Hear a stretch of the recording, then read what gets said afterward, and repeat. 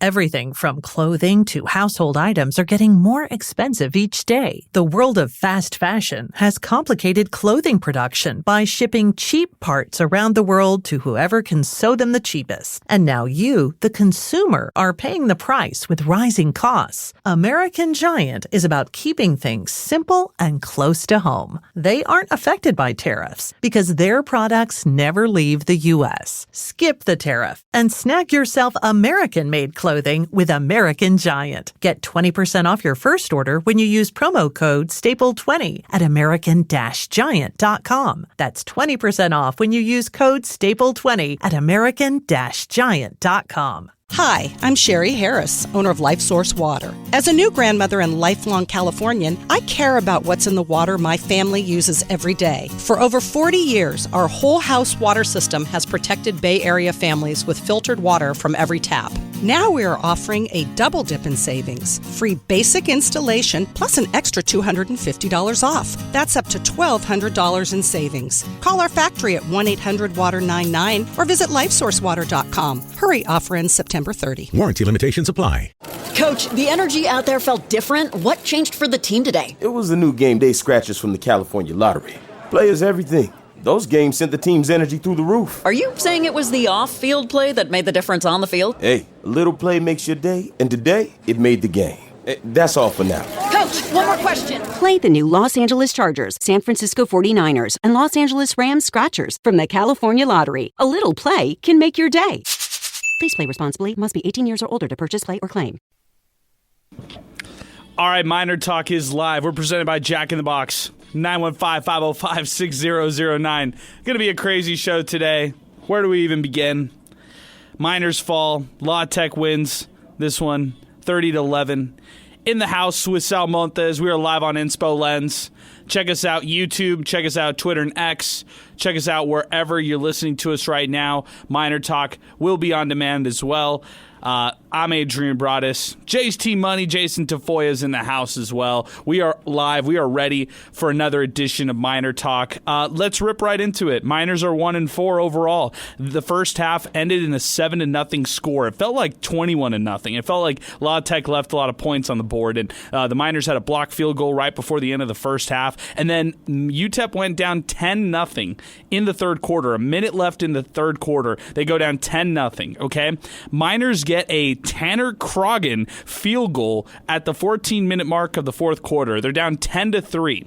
And take away all the turnovers. Take away everything that happened in the first half and all the way up to the second half leading into the fourth quarter, because there was a lot of bad football. UTEP's defense showed up in this game all the way into this one. They showed up in a big way. Shout out to that UTEP defense. UTEP had the ball driving around the La Tech 40-yard line, with a chance to tie the game, maybe even take the lead at some point late in the fourth quarter. As bad as this game was, and Malachi Nelson has a miscommunication with his wide receiver Trevon Tate and throws an interception that is taken back to the house for a touchdown. Louisiana Tech's defense has allowed 7 touchdowns on the year, and they have 5 touchdowns on defense themselves. They took a pick all the way back for a touchdown, and at a time where you could not throw an interception, at a time where you could not afford any sort of turnover or anything like that, they throw an interception for that's taken back to the house for a touchdown. And after that, you get kicked in the gut again with another touchdown for Louisiana Tech. Miners get a touchdown in garbage time, whatever. I'm just rolling my eyes on that one. And UTEP's 1-4. This score was 30-11. La Tech wins it, kills UTEP on homecoming night in front of 13,000. Didn't look like 13,000. Looked like fewer fans than that. Miners are 1-4 overall. UTEP is a bad team with a good defense, I think, at this point into the year. They don't have an identity on offense. They ran the ball a little bit better than they did against Louisiana Monroe, which is something I guess you can build on in the future. But this is a team, and look, I didn't drink the Kool-Aid before the season started. I really didn't. I think that when you have 40 newcomers in a new program, when you have a new quarterback thrown into the system who's never played college football ever in his life at the D1 level, has never done this before, where he's played in a starting role and asked to do a lot. I mean, think about it. Cam Thomas out for the year. Kenny Odom barely back in the mix this week at the wide receiver position. Those are the two all-conference guys they had at the skill position players coming back from last year. And they rely so heavily on Malachi Nelson to bail them out of situations, and I just don't think he's there yet, like in his development. Think what you want about him. I mean, you can get high about him and get excited after that Tennessee Martin game and think that he could do that game in, game out. Last game against Louisiana Monroe, throws for over 400 yards, has those 2 late interceptions that were costly. This game, 4 interceptions, one of them being an interception for a touchdown. Malachi Nelson's stat line, his final one, 17 of 37, 4 interceptions, 71 passing yards. Unacceptable. Just simply unacceptable. This offense has proven that it's not ready yet. It is just not there yet. This is a bad conference, a bad CUSA, so I'm not trying to say that they're not going to get to more wins just yet, although maybe I am, Sal. Maybe that's where we start today's show and question how far this team can actually go this year, because I picked them 4-8 when it's all said and done. We can reel off the schedule. We'll do so later on in the program here on MinerTalk. But your instant reactions to this gut punch of a loss here today. It's kind of like they let you down even more week after week. Just when you think it's the lowest and you think you've seen them play some of the worst football, they say, hold my beer. Then they go out and have 5 interceptions on the next game. They get in the red zone multiple times, don't even score, leave some points out there on the field. I mean, it's just, it's really gut-wrenching, Adrian. And I texted you, and I was being sarcastic, but I've been thinking about it a lot since then, and it's so true. Like, let's talk about it. UTEP was bailed out by the refs. UTEP had the football gods on their side, and they still lost this damn game. How do you even do that? Not only did they lose the game, they lost 30-11. I mean, this defense was playing lights out, but the touchdown passes you do throw, they happen to be to the other team, and you cannot have that. You have multiple things not going your way. You're not taking advantage of field position when you finally do get it, which has been an odyssey in itself this year. They just played horribly, man, and this defense let down again. It kind of reminds me a little bit of a couple years back. I think they had like TK on defense. They had Praise Amehule, I believe Jadrian Taylor. So many dogs out there. Possession after or series after series, they would get the ball back or give a tough possession to the opposition, I should say. And man, the offense could not come alive, and it kind of reminds me a little bit of it today. Totally with you on that. Our telephone number to get things started, 915-505-6009. JT Money on the mic here. Let's get you on that one right there. Mic 3 over there. You tell us your thoughts and instant reactions after this loss, Jason. I really did have a little bit of hope coming into the game. I was really excited to see what they could do because me and Adrian kind of talked about how when UTEP is the underdog, they tend to shine a little bit more. I was hoping that we could get that today, and I don't think that they deserve to have 11 points today. I think that they deserve to have 3. I'll say what Sal told me too. The stats, what they say on paper, don't reflect what happened in the game. True. I mean, look at the 2 quarterbacks. You would think that based on if you compared these two quarterbacks, Nelson and Locklear, you'd think that they were in the game the same amount of time. But Locklear was only in for just a little bit, and he got more yards than Nelson. So it was gut-wrenching, and I second that. Yeah, there you go. Our telephone number, 915-505-6009. 600 ESPN El Paso, Twitter next. That's where we're getting things started. We already got full phone lines, so we'll just go to the phones. We'll react. We'll have some comments as well. I got some highlights on defense. I mean, we could talk about Udoka Izani, who should be up for Conference USA Defensive Player of the Week after a 5-tackle, 2 sacks, 2 forced fumble performance. But, I mean, overshadowed by all of that is just a bad play by that UTEP offense. And so, as well as the defense played, as well as you want to talk about that defense and how they played in this matchup, can't overlook how awful and how pitiful the offense was here when it was all said and done. Let's go to the phones right now as we get things started. 915-505-6009. Diego is joining us here to kick off the show. Diego, what's going on, man? Hey, Adrian, how's it going, man? I'm hanging in, Diego. I'm hanging in right now. I don't know about you. I don't know about other UTEP fans out there. I'm hanging in. Give me your instant takeaways from this matchup. Man, I took my wife, I took my mother to this game. I took some friends, brought us, and it was just a painful loss, and it's a pitiful entertainment product. I'll say that when you bring some friends and family to the game. I'll just say this. The UTEP repeatedly produces these late game touchdowns and, big plays or whatever when it's already a blowout. We saw last week, Walden saying, I'm proud of how the guys responded after ULM let off the gas because they were up 31-7, and we saw this late touchdown today too. So it's these fake stats that get produced, and then Walden after the game goes, I'm proud of how our guys played, and the stats make it look better than it was, and that's been a repeated thing. So I just got to note, man, I think you said you rolled your eyes at the late touchdown, whatever. So it almost pains me that these stats make it look better than it was because it was a pathetic showing. I'll say this too. Walden, for all of his talk, and I want to believe in the guy, he's bringing a boring brand of football to the Sun Bowl, boring to watch, boring to engage with. It's the worst football we've seen since the Kugler era, and it's painful to watch. And just last thing, I'll throw it back to you, Adrian.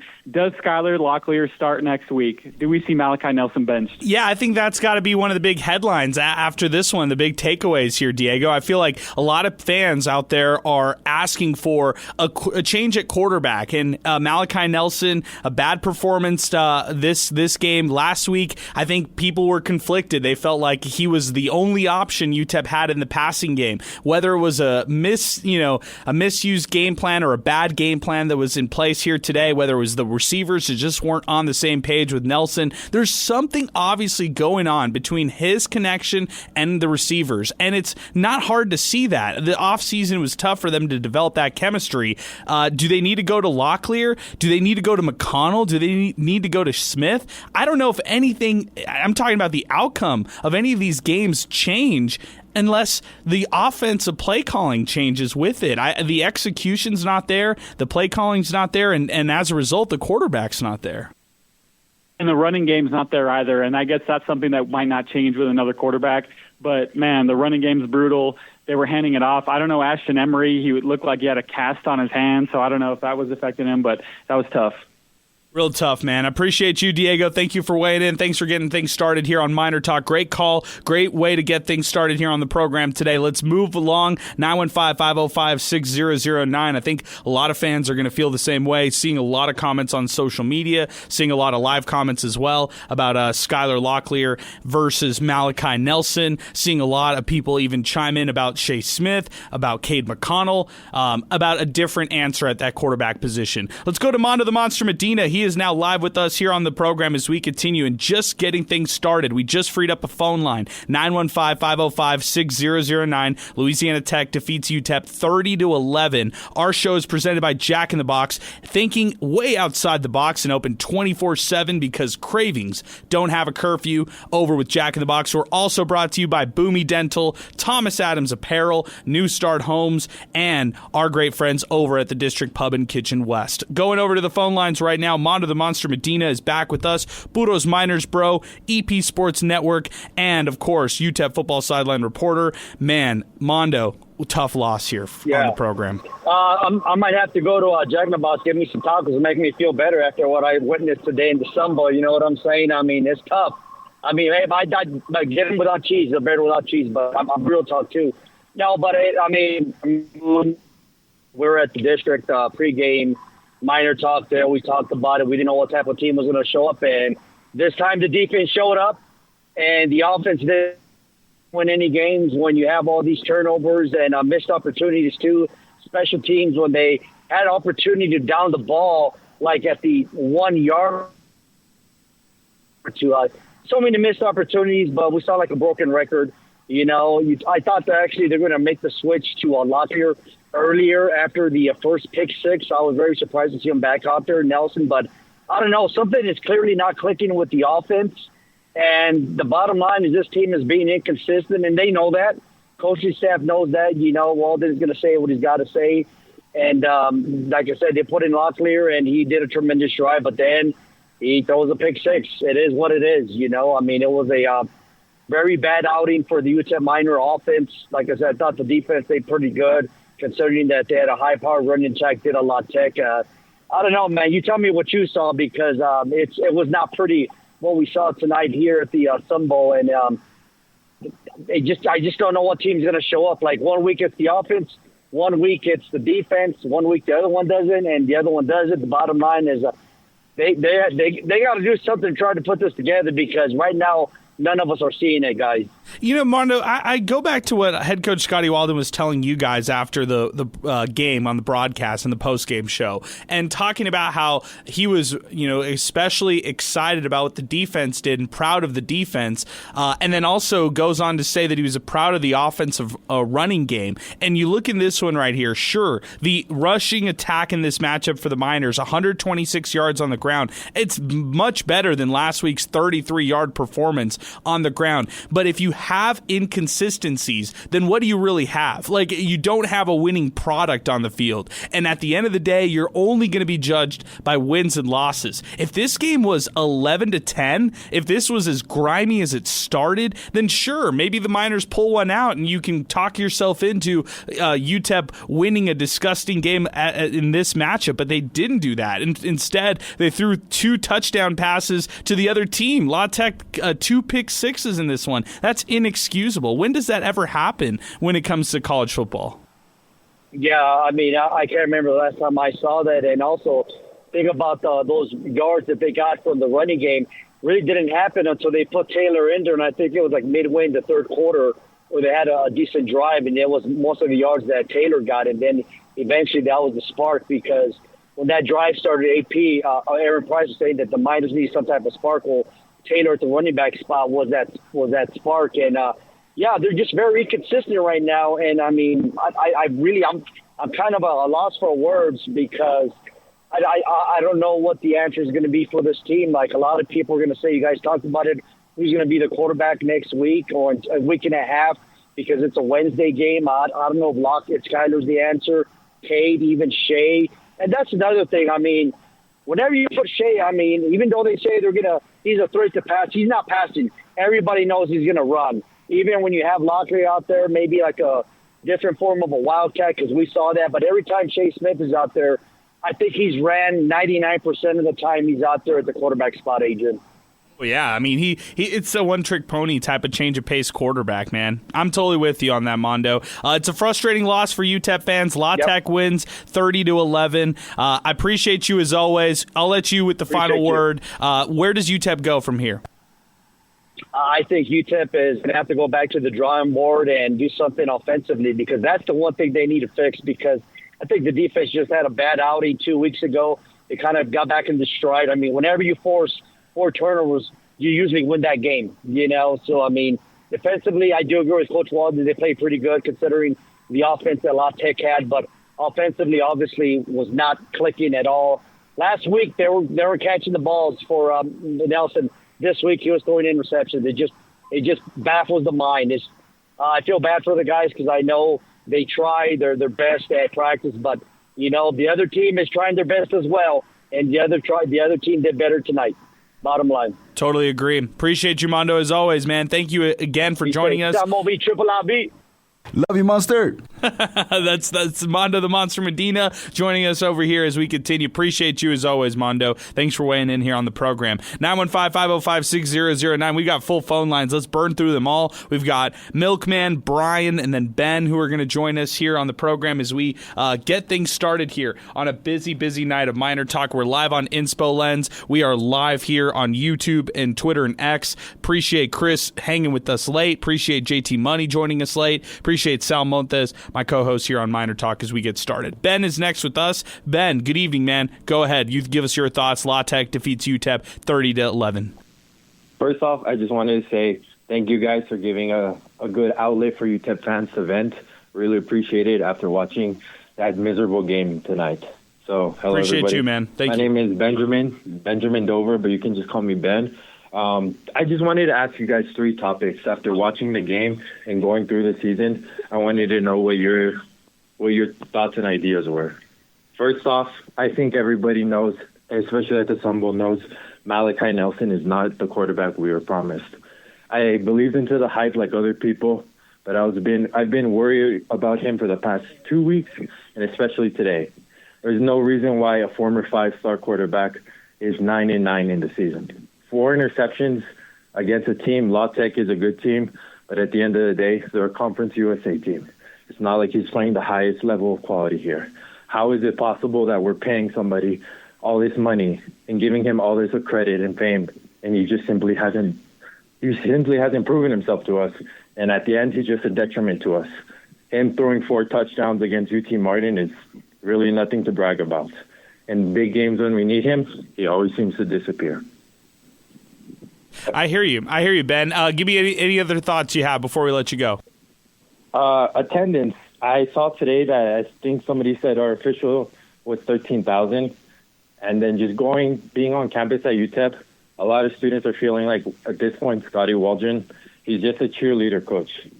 Every day, it seems like he's on campus, roo-roo, ha-ha, trying to get students. But when you think about it, what does UTEP really do for people that want to go? I don't see any of the UTEP players or UTEP coaching staff going into elementaries, middle schools, or high schools and just handing out free tickets.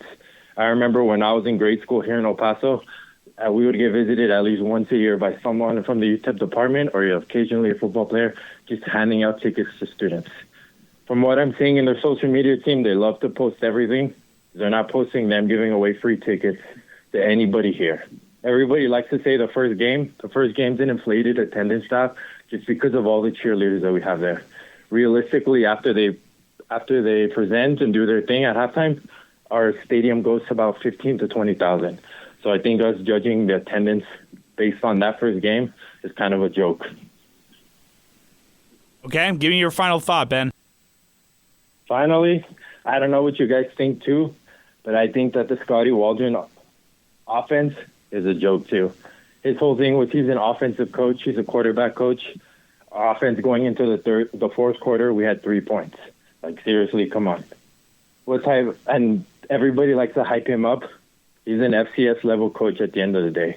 Even his record at Austin Peay, it's not like they were a powerhouse in the offensive game plan.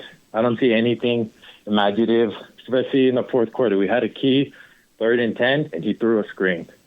And we got, I think, 2 or 3 yards with 8 minutes left. I just think as a play caller, he's not it. As a head coach, he's not it.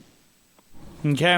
Appreciate you, Ben. Thank you for weighing in. We'll weigh in on our thoughts, but let's burn through more calls here before we weigh in on some of our thoughts on those 3 points right there and some of the other points that our callers will make. But good job, Ben. Appreciate your phone call. Thanks for weighing in. Let's go to Milkman. He's next with us. Then we'll go to our pal over here. It is Brian who's going to join us as well. Our number, 915-505-6009. We just freed up a phone line. If you want to weigh in, 915-505-6009. Milkman, what's going on, man? How are you? What a disaster out there tonight, huh? Jeez. Disaster. I got to tell you, the throwback uniforms were kind of a nice touch because I felt like I was watching. We finally got there. We got there, Milkman. Thank you for mentioning the beautiful throwback unis. But by the way, they're not selling the mini helmets. They're not doing anything for the jerseys.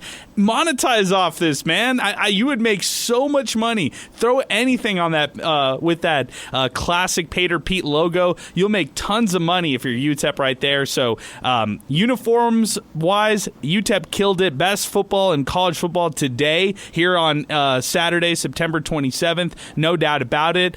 Looked good, but unfortunately did not play good. Yeah, that wasn't the point I was going to make with the uniforms, but that is a good point. I was just going to make the point I felt like I was watching those David Lee teams back in the early 90s. But I don't know what the deal is with the offense. The offensive line is, I guess, it's atrocious. I mean, I don't know what the deal is. Although I do have a question for you.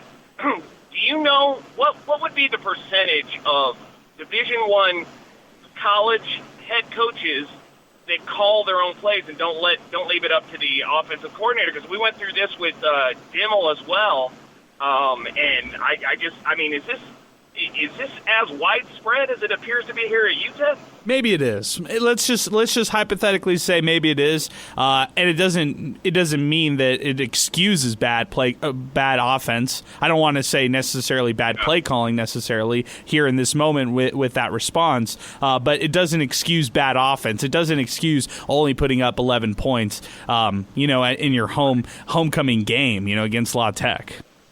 Right. Yeah, so my dad was making a point. I thought it was a joke, but actually the more I think about it, it may actually be a valid point. So we know that Malachi Nelson wears glasses. We're wondering if he can see. So what we're seeing out there is is he actually seeing his team? I'm not sure. They may need to get that checked, but I don't know.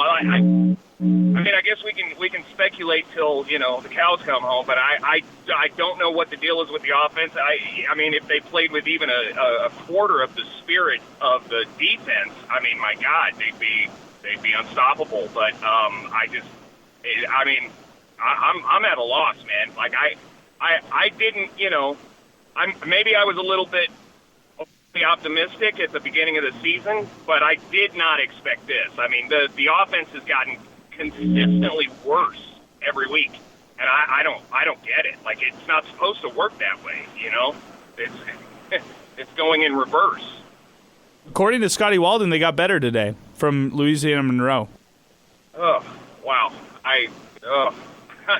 I'm not even. I'm not sure what to say about that. Wow. Okay. Well, I guess I'll leave that open for folks to decide how they feel about that. But I have no words. We're sitting there in the stands, and it's. I mean, how do you? One of the other callers a minute ago was like, how can you take people to be entertained? But this was like one of the first games that I remember that I was actually kind of on my phone and stuff. Well, number one, it worked because there was nobody in the stands. But number two, it was boring. I mean, it was just not a fun game to watch. It was just awful all the way around. I mean, just atrocious. Yeah, and I'm at a loss, and I'm at a loss like you, Milkman. I thought it was pretty boring as well at different times. It wasn't as high-flying. Even on La Tech's side, UTEP stuffed them so many different times defensively that it got a little exhausting. I mean, it wasn't like La Tech was exciting on their side on offense. I appreciate your phone call, Milkman. Thank you for weighing in. Thanks for hanging with us here on the program. 915-505-6009. We got Brian and then Jaime joining us after that. Let's do it. Brian is next with us. We just freed up a phone line, 915-505-6009. As we continue, Brian, good evening, man. Go ahead. AB, as a student, I got into this game for free, but I can only imagine how bad it was for the families to spend their hard-earned money for this atrocity, not going to lie. Man, I hear you on that. Matter of fact, hold on. They're not necessarily free because you pay tuition. Those tickets are thank you for giving us money for attending our school. Here's a little bit of your change back. So you paid for it too, man. Yeah, I got to consider that. But, you can play in a lot of things like the bad interceptions and all that junk, but I'm going to address something that a lot of people have said.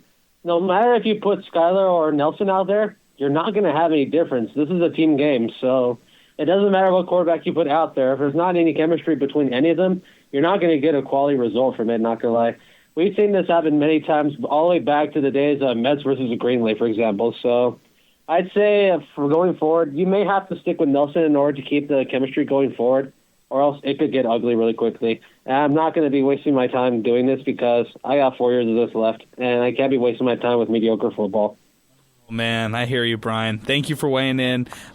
Sorry that you had to endure this one as a college paying student tuition and getting the free tickets out there like Sal was saying. Appreciate your phone call, Brian. Thank you for weighing in. 915-505-6009. Jaime is next with us. Jaime, good evening, man. Go ahead. Hey, good evening, Adrian. Yeah, another tough loss for the Miners. You know, it's I hate to say it's repetitive, but we see like a poor performance in and out. What do you think, like on your guys' end? And I'm sure like the city of El Paso is thinking like what needs to change. This is something that's been going on for the UTEP team, struggling for like the past 10 years, going back all the way to the Kugler era with Coach Dimmel and then now with Coach Walden. I mentioned, what was that? I heard Andy mentioning on the broadcast station that the La Tech's head coach previously gave up play calling responsibilities. Do you think that's something Walden needs to do going forward? It seems like our offense is becoming predictable. We're always on 3rd and 8, 3rd and 9, and they know we're going to throw the ball, sending everybody back into coverage, hence all the turnovers. Do you think him maybe relieving the play calling is going to help us moving forward? I appreciate your phone call. Thank you for weighing in here, Jaime. Thanks for the question there on the program. The question is, do you think Scotty Walden relinquishing play calling will make the team better? My answer to that emphatically is no, because they didn't hire another play caller. Mark Hall is not a play caller. He's not going to be the offensive guru. And maybe he, at home, he's thinking to himself, I could call a better offense than this. But they didn't hire Mark Hall to be an offensive-minded play caller. They didn't hire previous offensive coordinator Jake Brown to be the offensive play caller. Scotty Walden assumed those responsibilities on his side, and you're going to live and die with it. Like, you're going to take all the praise when you're the head coach and you're playing well, and you're going to take a lot of the flack when you're struggling and you're losing games like this. At the end of the day, I don't care about anything. I don't care about yards. I don't care about points. I care about wins and losses. I care about how this team looks on the record books, how they look when it's all said and done for wins and losses. And right now they are 1-4, which is telling me that things are not going the way that they wanted it to go. And I can't say that I'm too surprised. Like, I know a lot of people drank the Kool-Aid over the offseason, and I get it. Like, there's a lot to be excited about. You had the top overall recruiting class. You had a lot of excitement and buzz with a 5-star prospect and quarterback in Malachi Nelson, who bounced around a couple different schools before landing at UTEP. Ultimately, you had a lot of these younger players, freshmen, sophomores, whatever, hit the transfer portal and join UTEP, come out of here fresh out of high school, join the Miners, and UTEP #1 recruiting class across Conference USA. Things that no other coach did before, right? Where they had high-level recruiting classes. But once again, if you're not translating that onto the field and having success where it turns and translates to wins, then what are we talking about here? Like, we're talking about, again, the repetitiveness of losses piling up over and over. Last year's team goes 3-9. This year's start is 1-4. Do the math. UTEP head coach Scotty Walden over 2 seasons is 4-13 as a head coach. You tell me what kind of progress you're seeing right there. Like, you just look right there. For me personally, I'm not that surprised. It was 40 new players. It was 2 new coordinators. It was a new offensive coordinator, Mark Hulla. It was a new defensive coordinator, Bobby Daly. Not that surprising right here. Does it make it any different? Better, the fact that they're losing? No. Does it? That's the tax you pay. And I think we said this last year on MinerTalk too, Sal. When you hype things up, when you get everybody excited, when you have people buy in, when you have the national media jumping on board, and the New York Post writing an article as UTEP a sneaky college football playoff team, that's the tax you pay when you don't follow through with that and you don't win home games. It's the tax you pay when you have the fan base coming back and mad and saying things like, oh, they should change their quarterback. Oh, they should change their play caller. I don't blame fans for saying these things. It's just not going to happen, because this is the bed that they made, and they're going to have to sleep in this bed ultimately, because this is what they did. They dug themselves into this situation, and it's the tax you have to pay. You can get excited and celebrate when you win, and when you lose, it sucks. It's a gut punch. I think all the hype and stuff in general for any school anywhere in the country, like, it's good to have that, because now there's extra attention on what you want to do. Now, what you do with that is completely up to you. UTEP has not been able to live up to it recently. Like, I don't want to say it's an exact parallel, because even then they haven't been able to get the better of them. But like with North Texas, they're 5-0 right now, or at least we're 4-0 going into the game recently. And yeah, forget North Texas, Sal. How about New Mexico? New Mexico, first there we year go. Head coach. right there, right down the road too, and they got to win over New Mexico State, a team that's supposed to be in They're your 3-1. They sold out their stadium in your equal pool, and a team that they should be going up against next year too.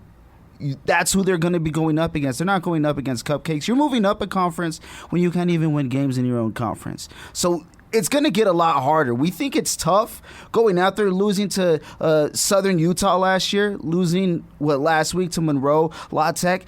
These teams are going to be better. It's going to get scarier. Totally behind that. Going back to a couple questions or a couple points made earlier today. As we continue, 915-505-6009, by the way, Sal. I have no clue who's on one. But we will, you look at or you hear some of the comments from some of our early callers here. I think this was this one was from earlier. I think it was from Ben, who had made some of the points. Malachi, he said, quote, the detriment to the team right now. I would say, and then Brian said, hey, you don't switch a quarterback because that could be detrimental to your team too. Do you make a quarterback change and kind of move on from a quarterback like that? I mean, Sal, you put a lot of money and a lot of stock into that quarterback right there, into moving him over from a 5-star prospect in the transfer portal from Boise State to UTEP. I feel like they're going to just live and die with this decision, no matter how bad or good it could end up being. So you're telling me that no matter the way that a player performs, they're never going to stray away because of the loyalty that they have, assuming the player's healthy. So that's what I'm getting from this. The player's there for a reason. You're their guy no matter what, and you're not going to make that switch. Who made the field goal today? Tanner Croggan. There it goes. After who missed the field goal? Carlos Ardiola. So I don't get it. Maybe it's because the quarterback, is always going to be, the front and center of every program. I get that. But also at the same time, too, we hear a lot about, hey, guys are letting Malachi Nelson down. Well, we hear a lot about Diego Pavia not too long ago, how he made his teammates better when he was coming out of New Mexico State. Now at Vanderbilt, 6 touchdowns today, by the way. Amazing performance. But how come it doesn't line up there? We don't see these guys having outlandish games or amazing games, maybe here or there, but I want to see it against somebody who's not Tennessee Martin. I'm with you. I mean, give me some substance with a win right there. Give me some quality when it comes to a win right there. So I'm with you completely there, Sal. I want to give a big shout out to Boomy Dental. Rooted in El Paso, Boomy Dental is inspired by you. They're your family dentistry with no long wait times, easy bookings, and flexible rescheduling. Hey, we know life happens, so they help you out whenever you need to reschedule. New patients get 30% off their treatment. Plus, they can take advantage of x-rays and an exam for just $99. Mention El Paso Roots when you give them a call at 915-591-2525. That's 915-591-2525. Visit boomydental.com. Stop by 1612 Lee Trevino, and big shout out to Boomy Dental being a great sponsor of us here on Miner Talk as we continue. Our telephone number 915-505-6009. Before we get to Eddie Morelos de Mayor, our pal from Las Cruces, he's going to join us here in just a little bit. Before we get to him, I just want to throw a wild take at you that I've been kind of testing this one right here in the last couple days, Sal, and I think it's it was kind of getting hot a little bit, sizzling, and now I feel good. I'm ready to throw it in the pan, take it out of the pan rare, and I'm ready for this take to throw your way. Okay, Sal? I believe Malachi Nelson can still level up after this year and become a Power 4 quarterback in a transfer portal. Okay? As crazy as that sounds, I think if you are somebody who is Malachi Nelson's friend, and if you were having a real conversation with Malachi, and you were talking to him about this team, you would say, man, your team is terrible. You don't have anybody to throw to. Your offense is not built around what your strengths are, and you're actually better off and better served with a better play caller. So I would think that if things broke the right way for somebody like Malachi Nelson over the offseason, he could level up to a Power 4 school next year as a redshirt junior and still have 2 years of eligibility and find his way into another starting role and another job. Okay? So that's one side. That's the Malachi Nelson camp. Now let's take the UTEP camp.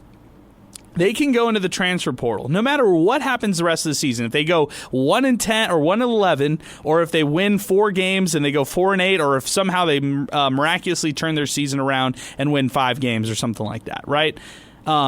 If regardless of them, UTEP can go into every D1 Power 4 bounce back quarterback's living room, sit down, look that guy in the eye, and say, "Hey, we will give you an opportunity. Things didn't work out for you in the past, but things can work out here at UTEP. And even though we haven't had success, you're the guy to give us that success. And even though we can't guarantee you a starting role, you'll go into the offseason maybe battling against Chad Warner, maybe battling against Chase Smith. And this is a good opportunity for you to take the reins for a program that is starving for a winner." So what I'm telling you, Sal, is that the quarterback room, regardless of whatever happens this year, is going to probably be better served next year in 2026 than it is here in 2025. The question that I have to you is, will anybody have the patience to go through another carousel of what this could look like, of swapping new quarterbacks or looking at new quarterbacks or another quarterback competition and stuff like that? Will fans have the patience to buy into all those things right there? I'm going to say yes.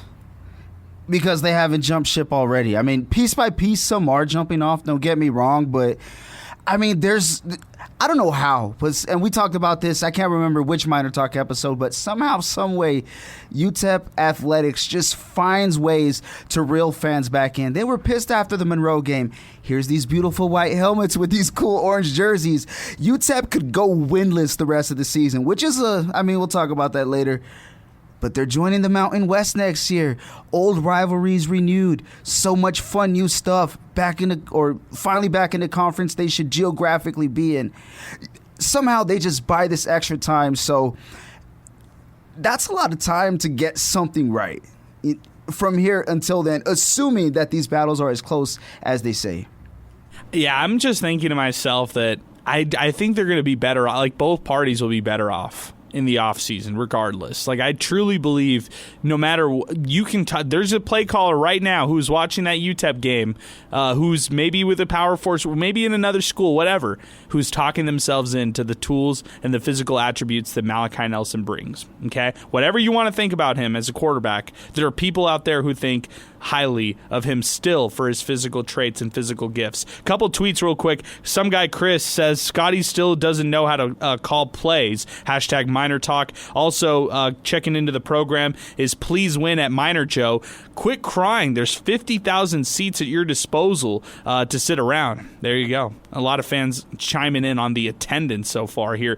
Diego Mendoza chimes in. Walden is proud of getting blown out for a second consecutive week at home. What are we talking about?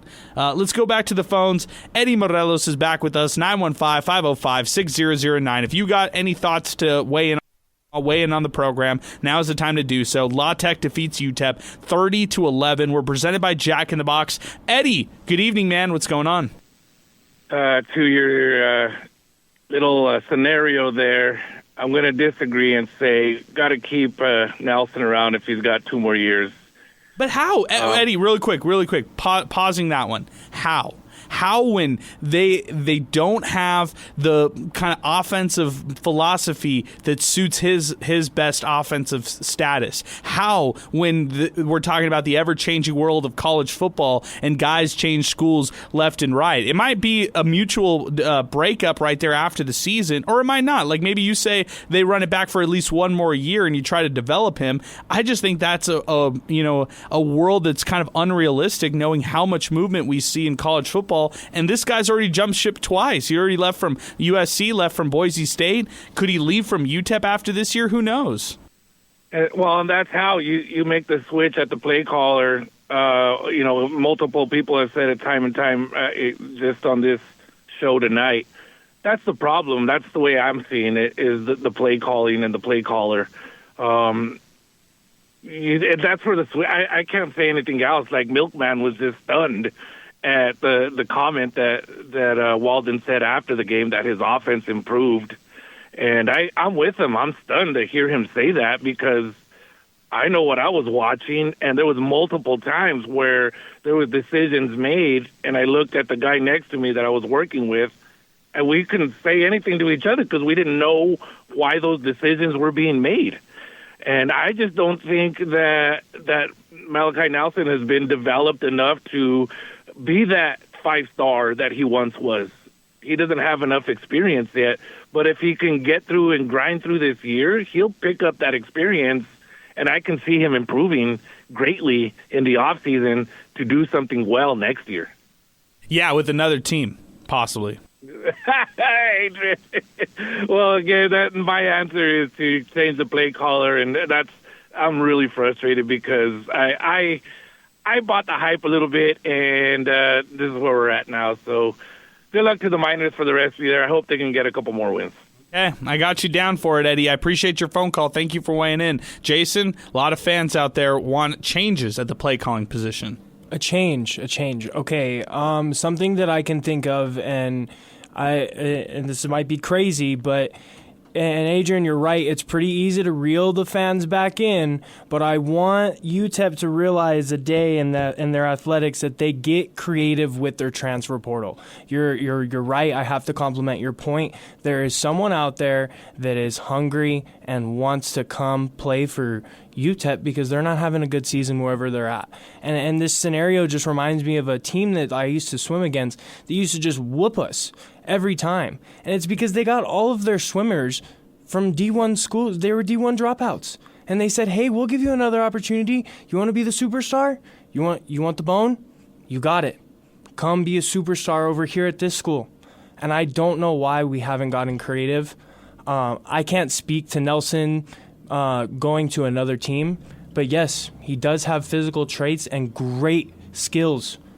But he has no chemistry with this team. There's no fluidity on this offense, and it just feels stale. Going to Twitter and X, Alfonso Frias. UTEP has the talent, but they're also capable of beating themselves. Harsh truth is this team will get gutted in January because of the portal, which means next fall, deja vu with another young and inexperienced team. How do you break the cycle? That's a good question, and I don't want to move on from that one because if I had to give you a straight-up answer for that one right there, Alfonso, I don't know if I could. I think there's a lot of different answers that I could say to that question. I would say, number one of the answers to that question right there is that you break the cycle by getting maybe, a handful of guys who've had the experience of winning at that level, like having success and winning. How is it that they have so much success getting defensive players through the portal? Look at Izani today, who killed it. 5 tackles, 2 sacks, 2 tackles for losses, 2 forced fumbles. Justin Content, they get him as well. They've kind of developed him through the system. He was kind of a write-off guy as a corner, but look at him and how much success he's gotten. They get 2 guys, 2 strong players out of the transfer portal on their defense. Micah Davey, their linebacker, who had 12 total tackles today. How about Neil Campbell, who's probably the best shut-down corner that you're going to find here, maybe even in Conference USA, which I love. 10 total tackles in this matchup. He also had 1.5 tackles for losses. Like, that's unreal for a cornerback right there. How is it that they're hitting on all these transfer portal guys on the defensive side? And then on offense, not to discredit all those transfers too, right? Because that offensive line, I heard a couple of callers, talk a little bit against that O-line. I actually think the O-line has played okay. Can I give them like a B- for this year? Maybe a C+? They've been all right. They've been maybe at average or above average, kind of at worst. I'd say at worst this year, they've been below average, but not horrendous, not a bad O-line. And it's guys like James Williams, Mark Robinson, who they got through the transfer portal and pieced that together with players that they already had on that offensive front, like Ivan Escobar and, Joseph Immediato. So that's an example of how they've kind of improved and leveled up through the portal. Your question, though, how do you break the cycle? You're never going to break the cycle. The cycle will continue continue right here as this continues. Hey, we've got Enrique who's going to join us next. We've got a lot of comments to get to on Twitter and X. We just hit the midnight point of Miner Talk. We're live on Inspo Lens, live here on YouTube and Twitter and X. Stay with us. Join us here, Miner Talk. We are live. We've got 2 lines available, 915-505-6009. We're going to take a timeout on the show. When we come back, more phone calls, more tweets, more comments as we continue Miner Talk, presented by Jack in the Box, right here on 600 ESPN El Paso.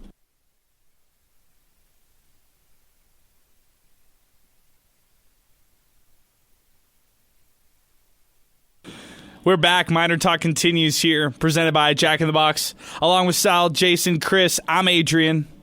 La Tech defeats UTEP 30-11. We're taking phone calls. We're taking comments. 915-505-6009. Enrique is going to join us first, and then we'll get to George here in just a moment. Want to give a shout-out to Thomas Adams Apparel. Hey, we were rocking the Thomas Adams Apparel hats here today. You could stand out with Thomas Adams Apparel. Create custom hats, polos, hoodies, quarter zips, and more designed just for you, your business, or your sports team. Perfect for employees, client gifts, special events.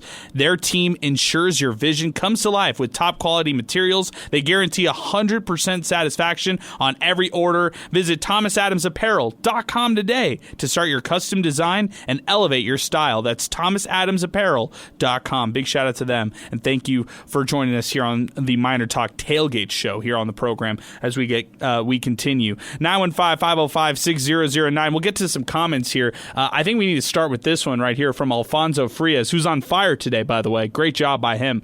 Can we take a second to show some love to the fans who support this program?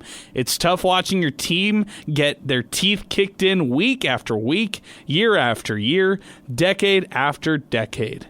Does anything change, Sal Montes? Anything change? Maybe just the uniforms, the stickers on the helmet, and whoever they're playing. And our sponsors here on Miner Talk, yeah, the same show. The amazing sponsors. So that might be the only thing that changes. What else changes, JT Money?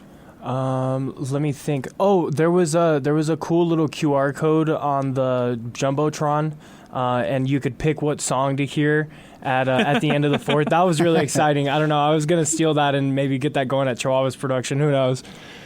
That would be great. I love it. Hey, back to the phones. Enrique is next with us. 915-505-6009. We have one line available if you would like to weigh in. Now's the time to do it. Enrique, good evening. Go ahead, my friend. Hey, good evening. I know it's been a while since I called in. Wow, Enrique, it's been forever. You haven't called Sports Talk, Miner Talk. This is what gets you out of retirement? Let's go. Yeah, I was listening to your comments about Malachi, and they're warranted. Like, I see the chemistry isn't there, but I really think that if he stuck it out at UTEP for at least one more year, it would be to his benefit, because no Power 4 school is going to want someone who went to USC, didn't get the starting job, went to Boise, didn't get the starting job, got the starting job at a group of 6 school, mind you, a school that's been ranked 130 range, and you can't get the job done. And on your resume, you need to have the entire weight on your shoulder when you play quarterback at these Power 4 schools. And I don't think he's going to want to sit out. Like, if he's going to be going to another school, like, that's 2 years left that he's going to want to play to get a resume to make it to the NFL. So I really think he gets one more year in his belt, goes back with Jordan Palmer, the quarterback whisperer, and gets taught up and really handles it back at Mountain West, because he's going back to the Mountain West. And if he can't get it done there, it's going to it's make or break. It's going to be make or break if he goes when we go to the Mountain West, to really show that he has the talent, but if he can put it all together, because he needs to show he can put the weight on his shoulder and carry it. This is my argument if I'm in the Malachi and Nelson camp, because I disagree with you, Enrique, respectfully. This is my argument if I'm in the Malachi Nelson camp. Number one, I was misused. Number two, I have still a lot of college football to give to any program who's willing to give another chance to me. Number three, this is my first year of real starting experience in college football, and I'm able to throw for over 400 yards in a given game. So with all of those things in the mix, you can totally talk yourself into him getting another shot somewhere else at a higher level. And that's just that's the bottom line. He could say, look at my weapons around me. Look at my O-line. Look at the plays that were called. He has so many. If you're in the Malachi Nelson camp, just put yourself, like, let's say you were a friend of Malachi and you always wanted to give him, some props and stuff like that. You wanted to give him some real truth and stuff like that. You would say, man, are you misused at times? And are you not necessarily having success? And again, I'm not saying these things are going on. These are all hypotheticals. So let me be very clear to all those people out there. Don't aggregate this right here. I'm just saying, in a hypothetical world, you could talk yourself into somebody like Malachi Nelson here for the future at a higher level, playing at a starting quarterback position. I get that. I really do. I see what you're tracking with, but when it comes to weapons and being misused, the same argument can be said that he had the staff. He had the talent when he was at USC, when he was at Boise. Look what happened at Boise. They had a Heisman candidate. If he couldn't get the job there, what's going to say if he has the talent around him at another school, he's going to get it done there? If he can't get it done at UTEP, what's going to say to a staff, oh, yeah, we'll have the staff around him, he'll get it done here, when he couldn't get the job at USC? That's fair. I mean, the job at USC was already a foregone conclusion before the season started when he was at USC. It was going to be Caleb. There was no question about it. He was going to be like the eventual guy down the line, but didn't want to sit through changes that were going on there at USC. And then over at Boise State, I think that's the argument that you can truly make. He didn't get the job there. But for whatever reason, even despite not getting the job there, he gets the job here at UTEP. And look, there's going to be games that you could point back to and say, hey, that wasn't that bad, or hey, that was pretty solid, or hey, that throw was nice. There's something to build upon there. So I feel like there's a lot of people out there who fall in love with prospects here, Enrique. That's what I'm trying to get at, is when you're talking about guys who have 5 stars or who have that kind of prowess behind them, people are so quick to judge and say bust, or say, it's not going to work out for that guy. For college football coaches and college football offensive coordinators, they're almost like enamored with the possibility of, what if I'm the guy who can help change him? What if I'm the play caller who can set him over the top? And I think that's an intriguing job, whether you think it's a good thing or a bad thing for him to move up a level. And I don't know. I mean, I think we're going to have to just wait and see when it's all said and done. Like, if this continues, if he has 4 interception performances week after week, it's going to be a breakup, and he's going to go down a level instead of going up a level. But I just don't know how you retain a player over a year like this with so much hype around him and so many thoughts around him out of coming out of high school and what kind of player he was going to be as a prospect. Again, you make very good points, very fair points, and I think what'll really help his stock, if we can turn this season, and I'll even go far as out to say we win 5 games, that would be enough stock for him to say, I can get the job done. And to what you were saying, I just need the right staff.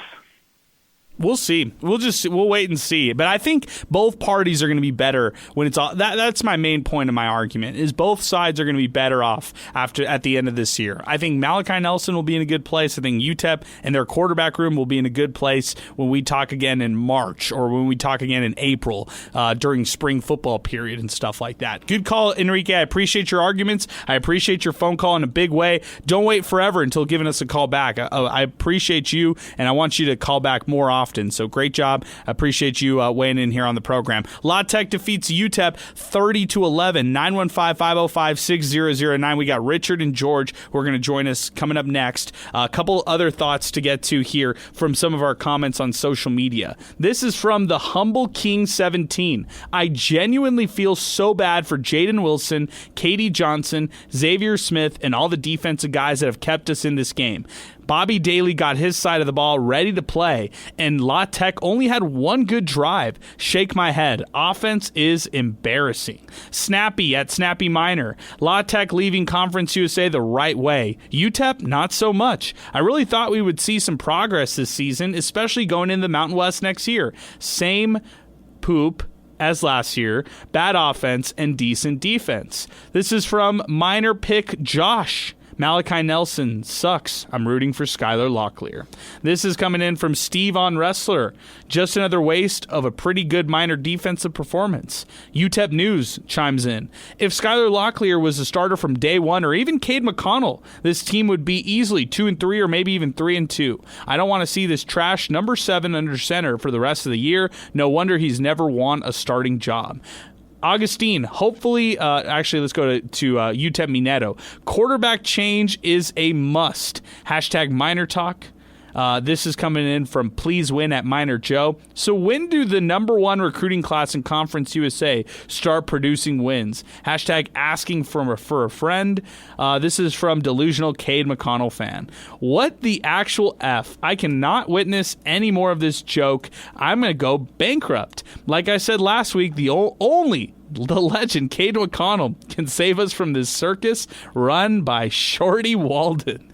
What is the Shouty Walden? It was spelled Shouty, like S-H-A-W. Yeah, like Shouty. Like my little Shardy. Yeah. Anyway, bunch of bums. Defense gets a pass, I guess. Hashtag MinerTalk. Hashtag Zay all the way. Hashtag Sal is my pal. And then attaches a meme and a GIF to this. More coming in on the program. This is from Pick My Axe 915. Expected at minimum 5 wins. It looks like a lost season, which means it's time for the Scotty Walden seat to start getting warmer. You have to see progress after last season's debacle, and it's not progressing. If anything, regression. This is from Joe Rod at JRod in the 915. Urgent. Can any local media member attending the postgame presser ask Walden if he will now consider taking down the tarp that covers the coaches so that the 50-yard people will now be sitting in those good seats and watch unobstructed? Sign stealing is the least of his worries at this point. Manny David, good play calling by the defense by tonight. Offense, totally different story. Time to go with Skylar Locklear. I didn't expect the Miners to win this one, but it's a game they could have and should have won. Hashtag on to the next. Hashtag MinerTalk. Hashtag picks up. Tristan Pence, our pal. To force 4 turnovers and get blown out is a big problem. UTEP's offense has regressed. Malachi and the Miner wide receivers are not on the same page. The good news is the next 2 games are very winnable. Liberty is an absolute must-win game for Coach Scotty Walden and UTEP football. Hashtag MinerTalk. Okay. We'll go game to game right after we talk to George and then burn through a couple more calls like Richard. George is next with us. George, good evening, man. What's going on? Hey, what's up, Adrian? So just some of the interceptions that happened, I will not put it on completely on Malachi. I think the receivers weren't on the same page. The first one was a block, and it fell into the number 42's hands, and, it was an inadvertent. It happened. But I've seen... And this isn't the only quarterback that I've seen historically. I mean, I've followed the team for many years, and it's kind of, there's no complementary football being played. You either have a good offense, you have a horrible defense, or you have a great balls-out defense like we saw today, and we have a horrible playing offense that can't get anything going. The defense turned the ball over a couple of times, fumbles and forced fumbles and stuff, and just the offense just couldn't do anything with it. I mean, at one point we had a short range, and when they kicked that field goal that didn't go through, I mean, and then you're also, the play calling is kind of like, I'm hitting my head like, what the hell's going on? Scotty, what are you thinking? It's working something. You're in the middle of the field. You're going to give them a short field. And your defense is playing balls out. You want your defense to cash a check every single time and bail you out. It's not going to happen. These kids are going to get tired. They're going to get hurt. Why not just punt the ball away, pin them deep in their own territory, and let your defense give them an opportunity to stop and do something. But don't put them in there in the middle of the field. Give them a short field to work with, and it blows up in his face. Another thing, Malachi, I feel for the kid, but I've seen these quarterbacks regress instead of get better. I mean, I saw last year with Skyler, and this little Ferris wheel of quarterbacks. Okay, well, Malachi's not working, so let's throw Shea Smith in there. Okay, well, Shea Smith's not working, so let's throw Skyler in there. I mean, everybody's talking about, Skyler threw a touchdown, ran a touchdown drive, but right after that, he threw a pick.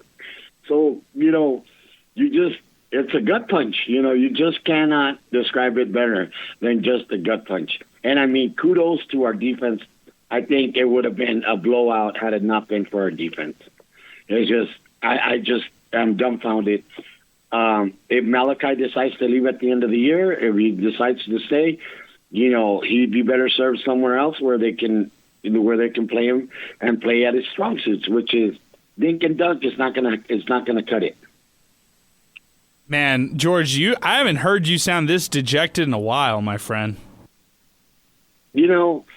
Adrian, when you see the game and you see it for what it is and you see the play calling and you're going, what are you thinking, Scotty? I mean, really, honestly, you can only rely on your defense for so much. They're only going to bail you out for so many times.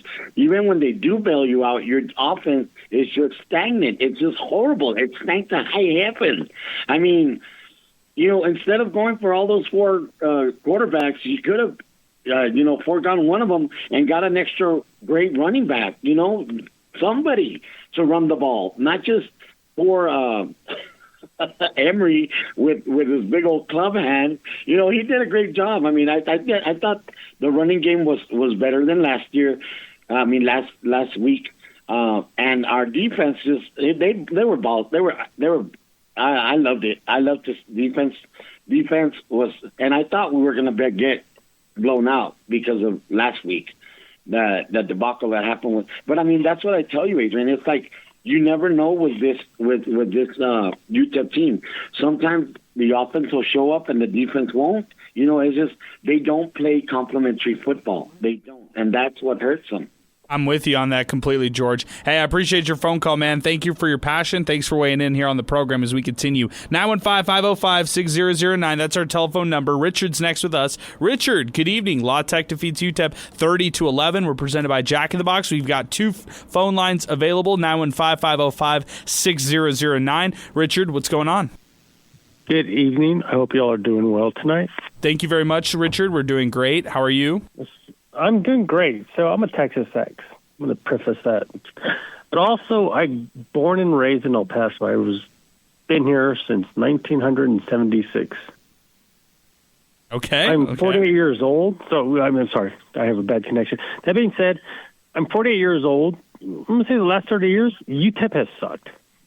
The whole 30 years that I've been alive and played football, college collegiate football, UTEP has never done anything. And when are the fans going to be held accountable? And when I say that, I'm not saying that we need to string up fans or anything. What I'm saying is that we keep showing up. We keep showing up. Just like, you know what? I'm going to correlate this.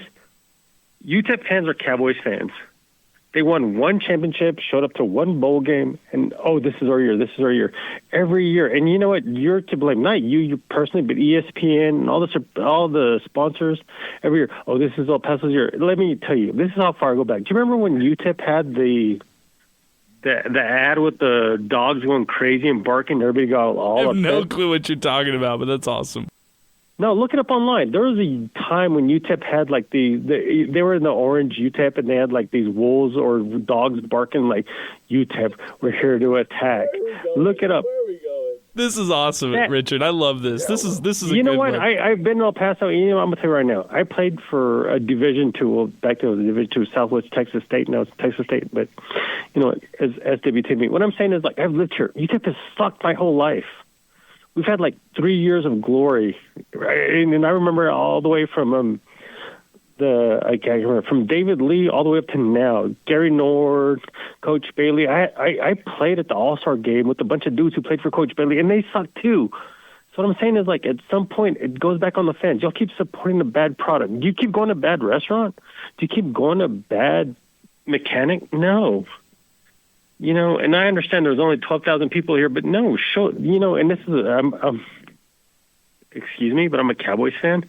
But I'm telling the same thing to Cowboys fans. Don't show up to the stadium. Let Jerry Jones, it's not Dr. Nodal Licio anymore, but let UTEP sink. stop supporting bad products. If UTEP was a business, would you support it? Honestly, would you support it? You know, I look at it a different way, and I hear your analogy, right? And I appreciate your phone call. I really appreciate it, Enrique. I appreciate your passion, all of that. I look at it a different way. I think El Paso, and this is the reason why I think we care so deeply about what we do here on MinerTalk. I think if you look at the city of El Paso as a whole, this is an underdog town. This is a town that is always kind of forgotten, always kind of left in the dust. It's the edge of Texas. It's in the west corner of Texas. And some people think it should be part of New Mexico. So coming into UTEP fandom or being here as an El Pasoan or whatever, you have this chip on your shoulder mentality. You're an underdog. You want to. There has been no success.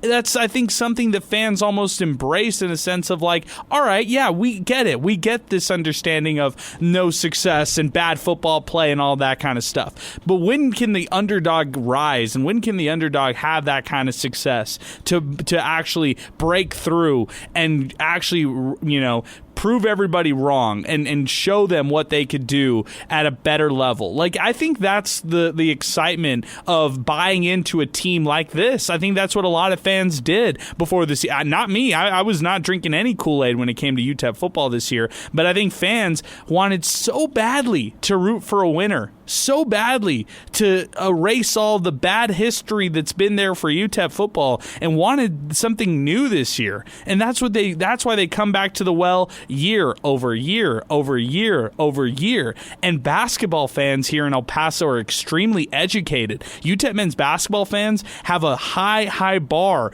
that they set, and it was set because of success they had in the 80s. It was success that was built on by Don Haskins. You could look back to 66 and all of that, but it's a basketball school where they care so deeply about basketball, and they're not going to care until they get to the NCAA tournament or win a conference title and raise a banner.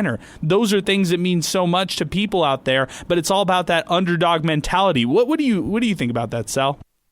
I think this is just a fan base who's starved for a winner, and they'll look for any sign of hope, whether it be preseason or somewhere along the middle of a season. You give them something to be proud of, they're going to be out there. I don't see how it can be on the fans when they shouldn't even be showing up to these games, yet they still show up in the tens of thousands. I mean, how do you get that kind of crowd against Tennessee Martin, against Southern Utah, North Texas a couple years ago? The fans are doing their job, right? And then speaking of doing jobs, I know that they mentioned like ESPN and whatnot.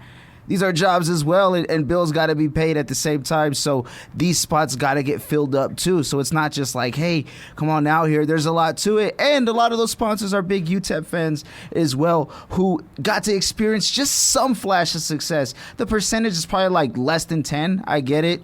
But you give them a reason to be excited. Hell, look at the uniforms today. Right? Fans wanted to go out there and see it. Not just UTEP fans, but I mean, all of college football, Twitter, Reddit, you name it, they were high on these jerseys. And the vibe was, even going into the game, doesn't matter what the score is, they won just by the looks of it. That's where the program is, but you give them something to look forward to, they're going to be there. They will. I mean, this fan base will respond.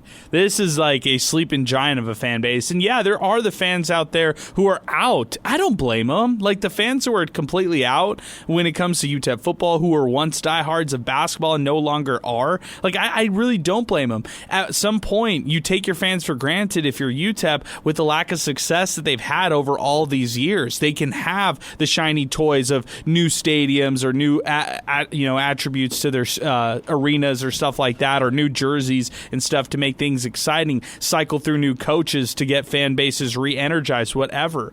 But until they have that winning and success, they're going to feel the same way year over year over year over year.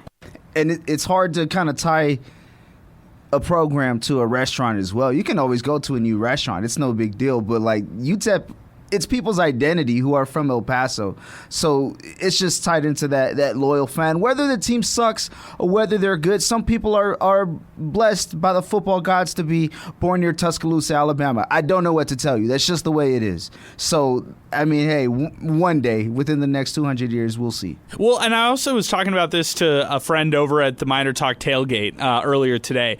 Kids are growing up nowadays with their phones, iPads, TVs, access to all 134 FBS schools. They can watch any school out there. If you want a fan out there who's downloading College Football 26, they could be a fan in El Paso of Tulane and grow up a fan of Tulane year over year over year over year. So don't take the fans who've been with this program for the last 20 years, 30 years, 40 years, 50 years, 60 years, whatever, for granted, because that fan base has been loyal to a sense. And you know, there are fair weather fans in El Paso. There's those fans who are only going to jump on board when this team is winning, and once they lose, they're going to kick them while they're down.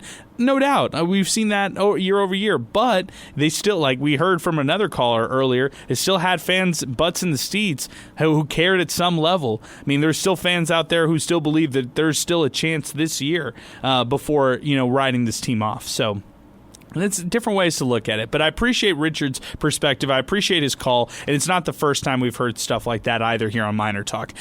This is coming in from Hedersum. Scotty Walden's credit has run out. It's pathetic that a season and a half later, the biggest failure continues to be the offense when the head coach is supposed to be an offensive guru. It's not an issue of play calling anymore. His offense looks unprepared week after week. This is coming in from Jeffrey Bernstein. Sounds like the Bulldogs have a great defense. Maybe the Miners struggle, at least for tonight, and that was a little bit more of them and less of us, I hope. Manny David, actually, I already read that one. This is from Atha99. I bet we lose again against the bye week next week. Well, good thing the Miners won't have to put another L in that column, and they will be at least, 1-4 going into Liberty no matter what. Matthew Castro, he says, Jim Center, before pointing the finger at El Paso community for their lack of support, let's do some reflection. Tonight's performance is not an isolated event. Gerald Hitter, last time I checked, the end zone is not toward the sideline. Can we not attempt passes down the field? Pick my axe 915. Your sales pitches are starting to fall on deaf ears, Scotty Walden. You have to show it in reality, not in fantasy. Jimbo Torres, have someone else call plays. David Corral, levels of pain, and then he shows the Miner fan. This is from Atha99. For how many years did we sign this mistake of a head coach? I know Center will not fire him since there's no money. Hashtag Miner Talk. Remember, Scotty Walden got initially hired with a 5-year deal. Bingo Favela. 6 interceptions in the last 6 quarters by Malachi Nelson. It's an interesting stat in itself. This is coming in from Hersum, saying the guy doing actually this is coming in. No, let's go to this one. Gabriel Martinez. Very clever. The ones behind it in your photos are standing up. I'd try that next time before submitting a complaint. And that is regarding the fan attendance. Carlos Martinez. Think that's the problem. Why do offensive coordinators, coaches, want to work for a team when they can't call plays? Coach Walden knows 2 plays. Run down the middle, even if the line collapses, and then the pass to the side for 1 or 2 yards. Let your offensive coordinator call plays. Continued. No creativity whatsoever. I remember Aaron Jones would run up the middle, and if it collapsed, he'd pull back and run around to get yardage. Hard to watch this offense. This is from Varan the Casual. Definitely a top 3 stadium background in all of college football. I agree with that. I agree with that completely. This is Joe Rod, who chimes in saying, my PSA for the weekend, watching Miner Talk on the YouTube app off my Roku television is where it's at. Let's go, Joe Rod. Shout out to Joe Rod, who's watching us, sent me a pic of his setup right now. By the way, Chris, shout out to you. Inspo Lens, the graphics that are on here right now, they are outstanding. We've got over 400, almost 450 people watching us live right now on Inspo Lens, which is insane. It's almost 12:30 right now. It's insane, but it's awesome.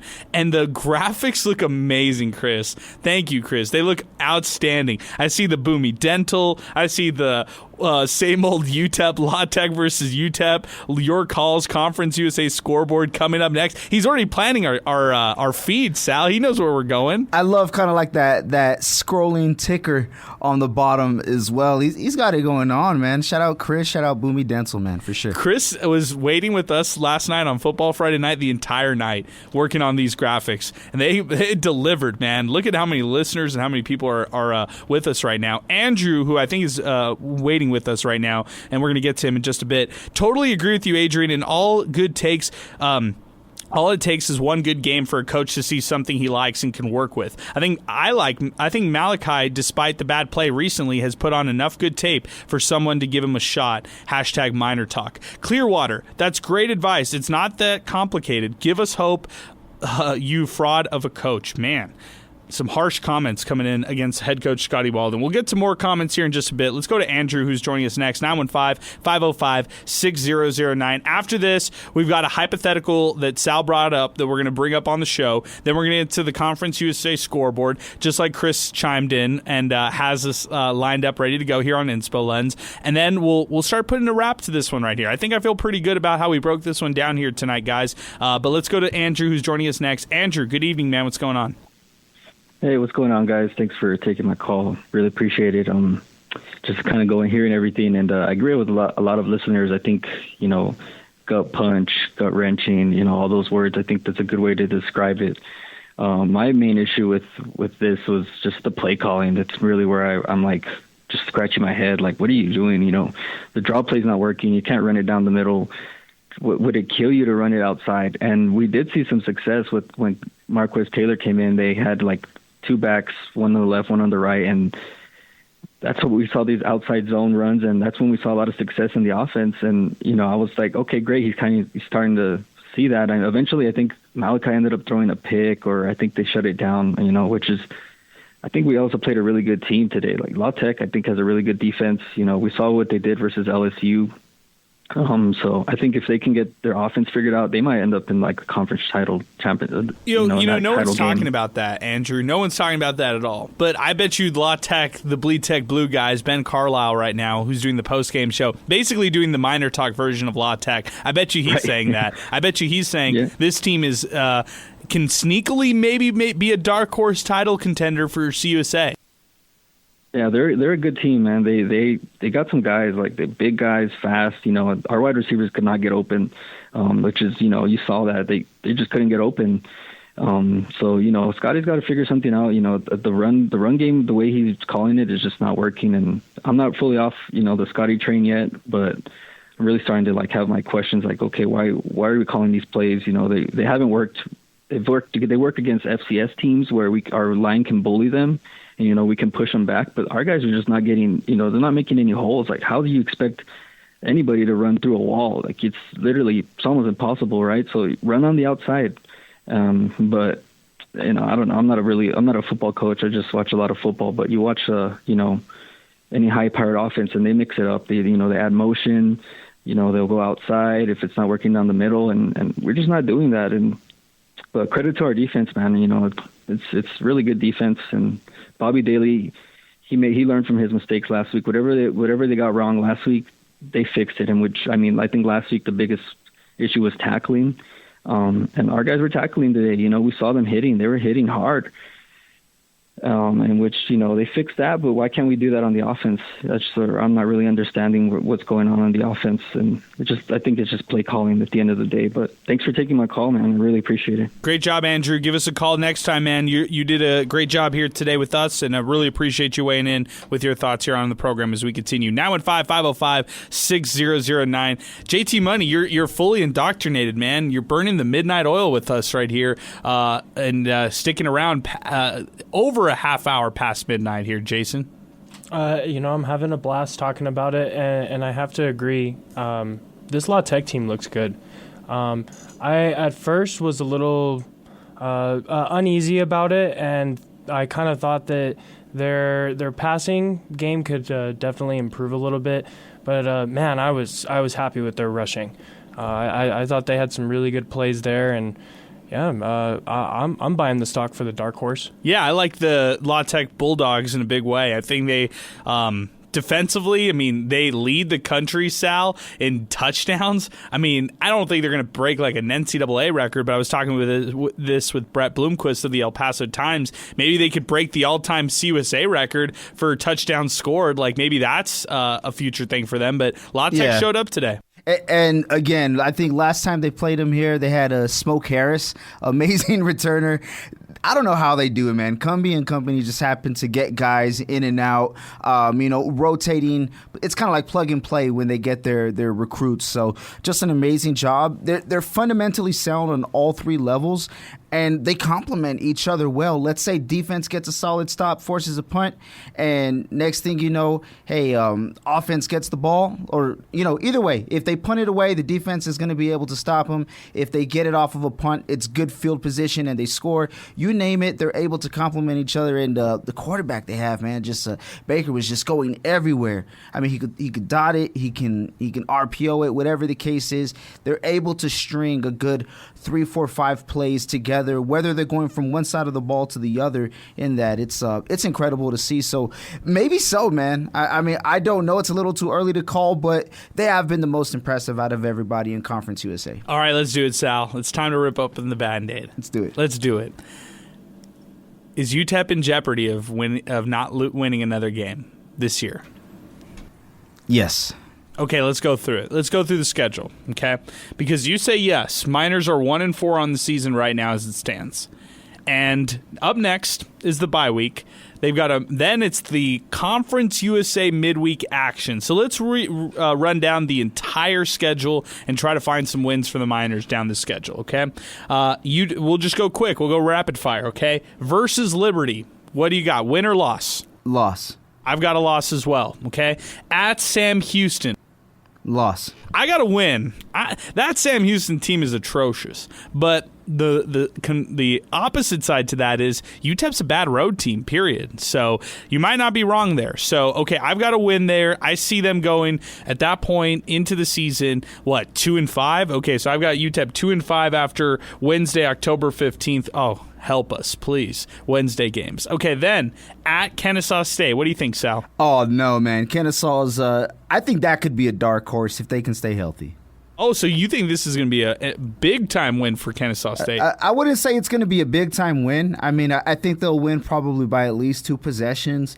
You can kind of give or take what happens to get to that point, but I do think they're playing much more fundamentally sound. They had 2 P4 schools that they've played, and they went wire to wire in the opening week as well against them. So, no, give me a Kennesaw on that one. Okay, that one I'm going to pick Kennesaw. Okay, so at that point I've got UTEP 2-6. You have them 1-7 at that point, Sal.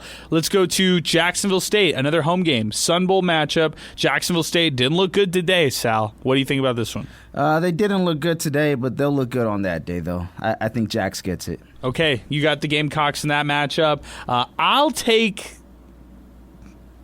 UTEP. I'll take UTEP in that one. So I've got UTEP 3-6 or whatever, 3-7 at that point. On the road at Missouri State, sneaky good right now. Held. Good they game. played really well against the Hilltoppers. What do you think? UTEP versus Missouri State? No, it's over there too. I don't think so. I've got a loss.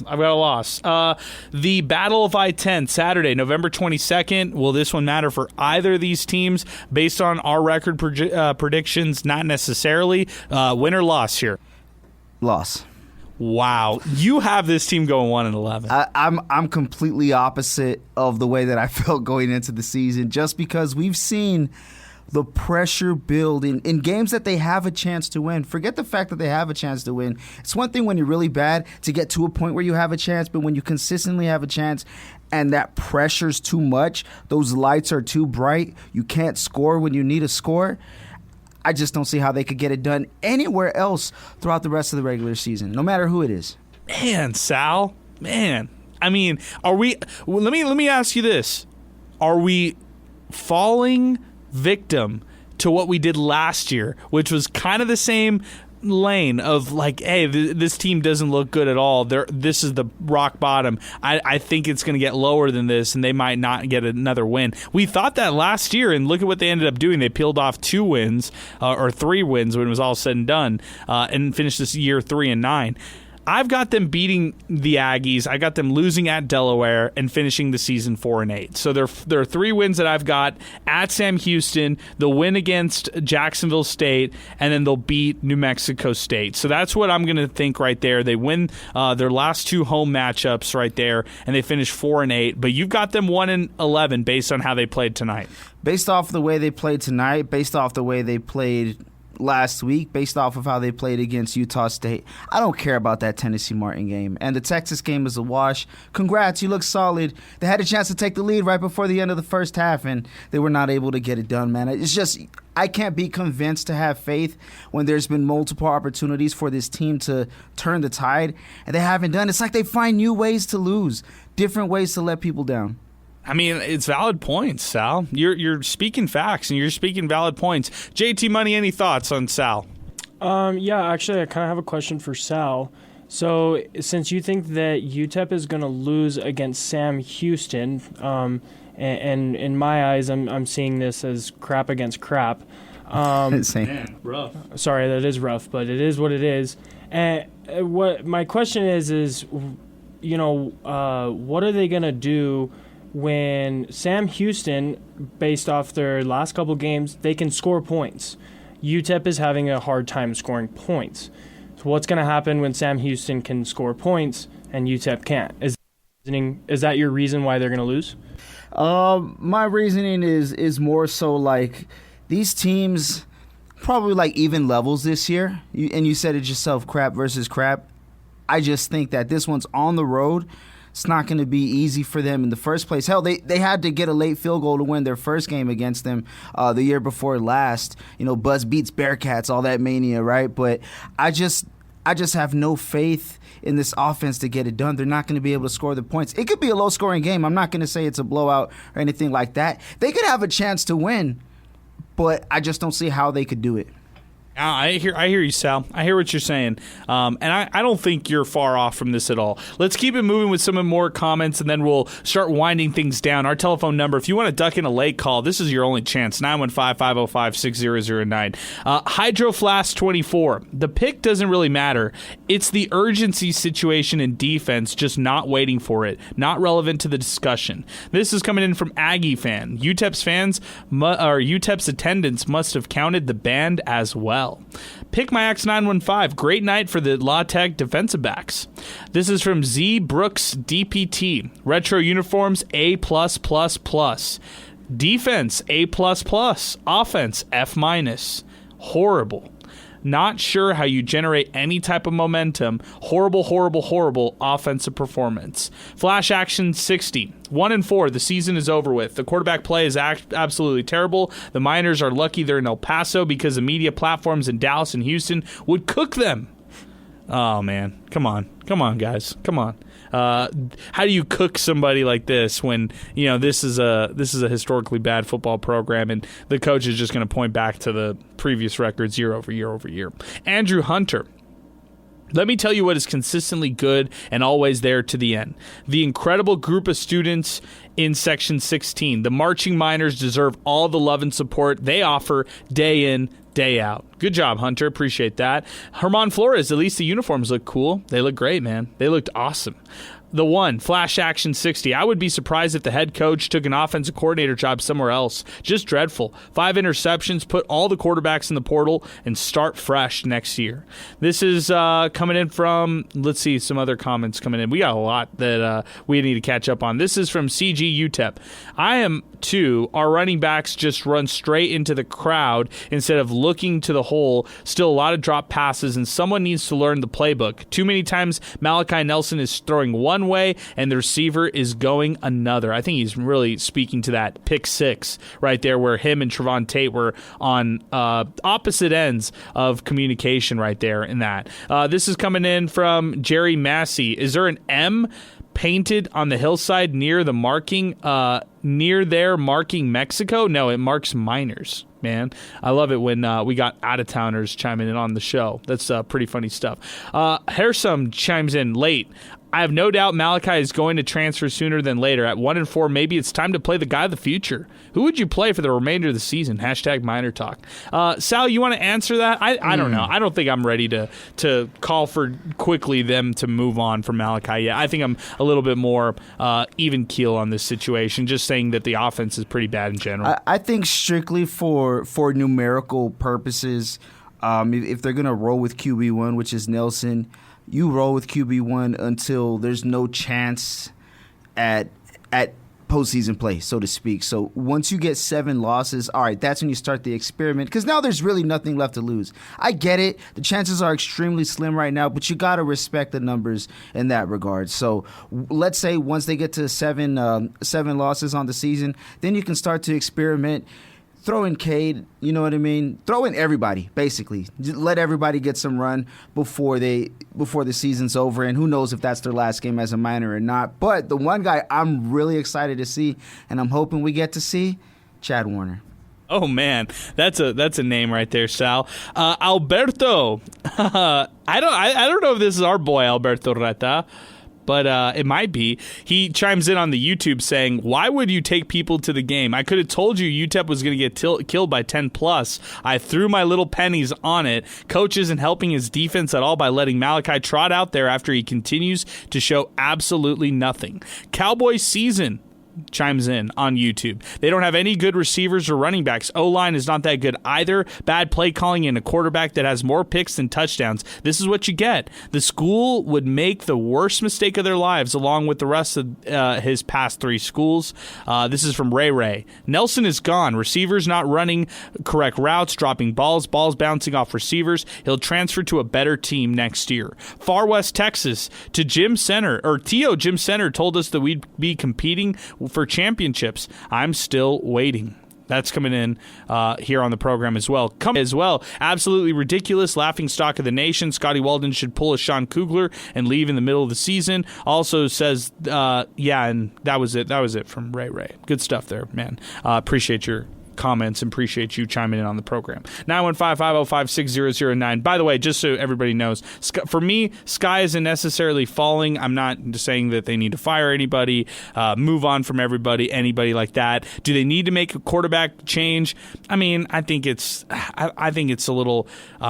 They just didn't have the right game plan in this one right here. Does Malachi give him the best shot to win? I don't know. I don't know if a change at quarterback would really make a big difference. I need to go back. I kind of want to digest this one a little bit more and then really make that plant my flag on either side next week on whether they need to make a change or whether they don't. Steve Kaplowitz chimed in on MinerTalk and said that he's ready for the Malachi Nelson experiment to be over.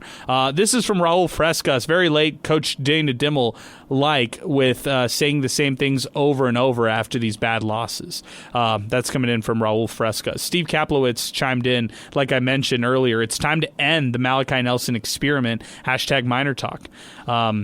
So there are people who want to move on from Malachi, including our own Steve. Sal, are you there yet? I'm like 50-50. I'd say give him the start on the next game, and if the progress isn't there, then yeah, you know what I mean. Just save some time while you still can, depending on how bad that game is. So I know it sounds a little bit different than what I said earlier, but I mean, until it's mathematically out the door, then you got to roll with your one, because I mean, there's still some fresh games up ahead, and this is the worst Conference USA has been in a very, very long time. It's worse than it was last year, which was already worse in its conference history up to that point. This year, new members. I mean, it's tough, and the scary part, Adrian, is we joked about it before the season started, Missouri State and Delaware, but oh my gosh, bro, those are going to be some hard games. That Delaware game at the end, and then you parlay that with having to go over to Laramie, Wyoming the next year, or whatever the case is. Like, those are some cold surfaces. Forget time zones. Oh my gosh, man, it's going to be wild. So I don't even know, man. I know I'm going all over the place. That's how they got me today. Yeah, I'm in a blender just like you, Sal. Quickly going over to the Conference USA, the Conference of Champions scoreboard right now, and then this is it. We're going to wind it up here on the program. New Mexico defeated New Mexico State today 38-20. That game was close at one point, and New Mexico proven they're the bigger school in New Mexico in the big way. Aggies fall. They're 0-2 on the road. They're 2-2 overall. Kennesaw State defeats Middle Tennessee 24-16. Too bad UTEP doesn't play the Blue Raiders. They might be the worst team in Conference USA, aside from Sam Houston. Old Dominion dominated Liberty today, 21-7. Maybe Liberty sucks, Sal. Oh man, it's not easy when you don't have Caden Salter, who's already getting some question marks in Colorado. But I mean, we're upset over here. Just look at Liberty Twitter right now. Hot seat right now for Chadwell. So that's why I don't know if it's going to be a good game for UTEP, because it's a Chadwell legacy game for the Flames. Oh my goodness, man.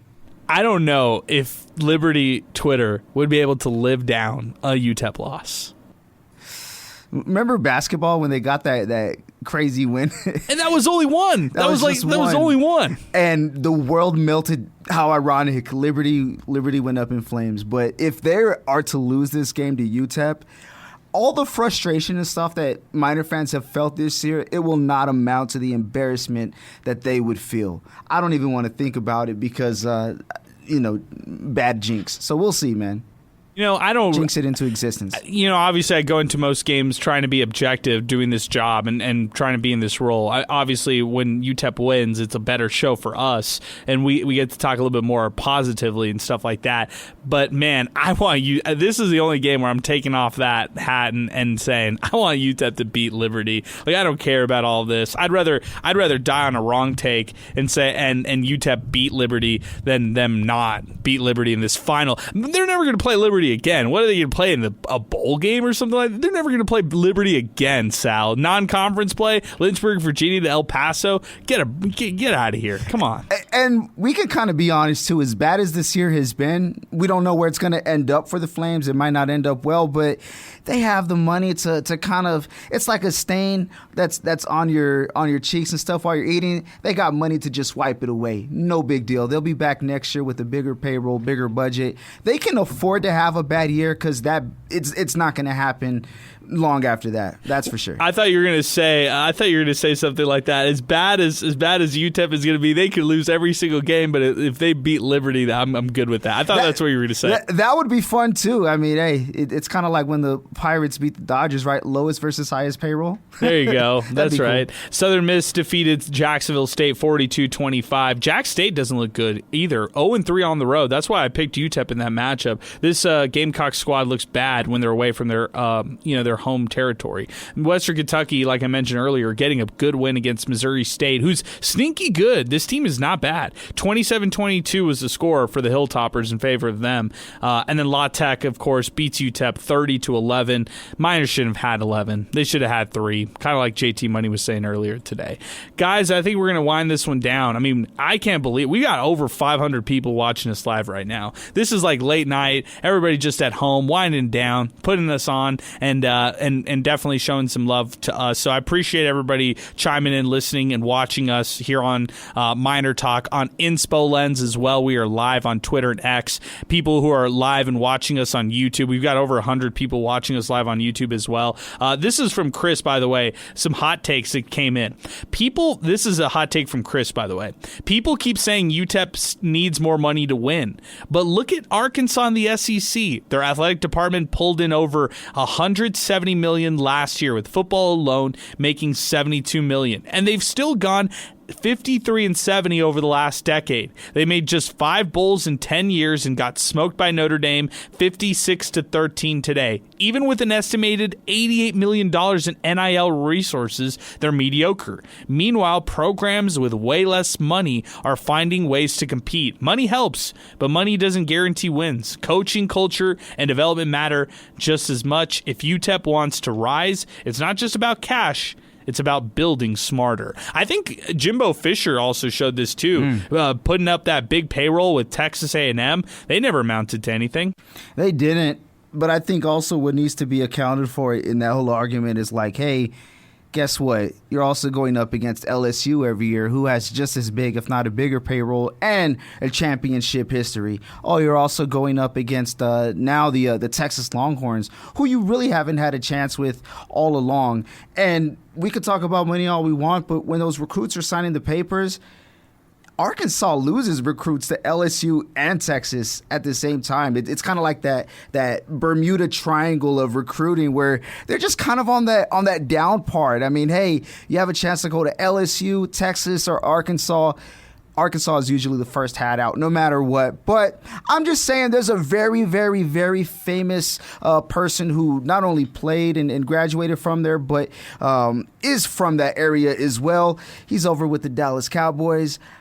I mean, hey, man, I don't know if it's against the rules or not, but, I mean, throw a couple of extra dollars over there, too. That would kind of change some things. But maybe he gets there and makes it worse. I don't even know. That's a good point, though, Sal. I like that. 915-505-6009 is our telephone. Actually, I don't think we're going to take this call. I think we're done. JT Money, I'll let you get some final words in. Your final comments here. La Tech defeats UTEP 30-11. Give us some final send-off words. First of all, this was a really fun day. Adrian, thanks for letting me be a part of it all. This was probably the most fun of it all. And I'm just looking forward to maybe seeing and bragging and taking home a win from Liberty. And you know, big kudos to the defense. I think that's something that I wanted to bring up, and I just never got to it. I was thoroughly impressed with the amount of sacks that we had tonight. You know, if you're looking at that stat, the O-line couldn't hold us. So I'll take that home with me, and that'll help me sleep better. 5 sacks for UTEP's defense tonight. On the other side, no sacks by La Tech's defense. So there you go. UTEP tonight forces 4 turnovers when it was all said and done, 3 forced fumbles, including 2 forced fumbles by Udoka Izani, who, by the way, was just outstanding tonight. Could be Conference USA Defensive Player of the Week next week. That kind of caliber. But do you give it to a team who played this poorly, or a recipient from a team who played this poorly? I guess that's a league office question, not a us question right now. Neil Campbell also on that defense, 10 total tackles, 1.5 tackle for losses. Other guys who shine, Xavier Smith, 2 pass breakups, 8 total tackles, had a stellar performance in this one as well. I liked Elijah Baldwin. He had a pretty solid outing in this one too. UTEP Zay will like the mention of Elijah Baldwin, who balled out in this one. He had a half sack. He had a tackle in this one, but was just he was monstrous getting off the tackle. We also had Echo Taylor, who had a sack as well, who was really nice. Really enjoyed watching his performance in this matchup in a big, big way. Sal, I'll let you get some final words in. Where does UTEP go from here? Try to clean it up. Don't turn it over as much, and give yourself a better chance to win starting there. Don't give the other team the opportunity to score when they don't start that possession off with the ball. That's number 1.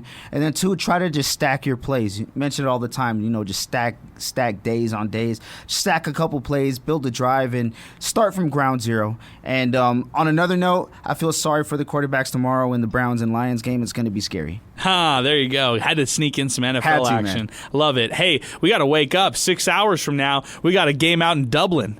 Aaron Jones and the Minnesota Vikings back at it. I don't think Showtime's playing in this one, but you get what I'm saying right there. I'm excited about the Vikings matchup tomorrow. Some early morning football action, so when you wake up after the long slumber, after this loss from UTEP, you'll get a chance to watch some football, which will be exciting. La Tech defeated UTEP today 30-11. Shout out to Jack in the Box, thinking way outside the box and open 24/7 because cravings don't have a curfew. A special thanks to our supporting sponsors here on MinerTalk, the District Pub and Kitchen West, New Start Homes, Thomas Adams Apparel, and we're live on Inspo Lens thanks to Boomy Dental here as we continue and wind down. For Sal, for Chris, for Jason, I'm Adrian. We're done tonight. UTEP falls to 1-4 overall. Bye week next week, and we'll be back at it Wednesday after the Liberty game. As you're listening to Miner Talk, we're done here on the show today, presented by Jack in the Box here on 600 ESPN El Paso. Everything from clothing to household items are getting more expensive each day. The world of fast fashion has complicated clothing production by outsourcing around the world to whoever can sew them the cheapest. And now you, the consumer, are paying the price with rising costs. American Giant is about keeping things simple and close to home. They aren't affected by tariffs because their products never leave the U.S. So when you buy from American Giant, you're taking taking a stand for hardworking people, local communities, and quality clothes. American Giant directly supports American manufacturers and ensures you aren't footing that tariff bill. Support American-made, tariff-free clothing with American Giant. Get 20% off your first order when you use promo code STAPLE20 at American-Giant.com. That's 20% off when you use code STAPLE20 at American-Giant.com. Power up fall projects with Ego at Lowe's. Every tool delivers power beyond belief. So whether it's leaves, limbs, or lawn cleanup, count on Ego to deliver the power, performance, and innovation you need. And now, for a limited time, save up to $60 on select blowers, chainsaws, and pole saws. Shop Ego today at Lowe's. Offers valid through 10/1 while supplies last. Selection varies by location.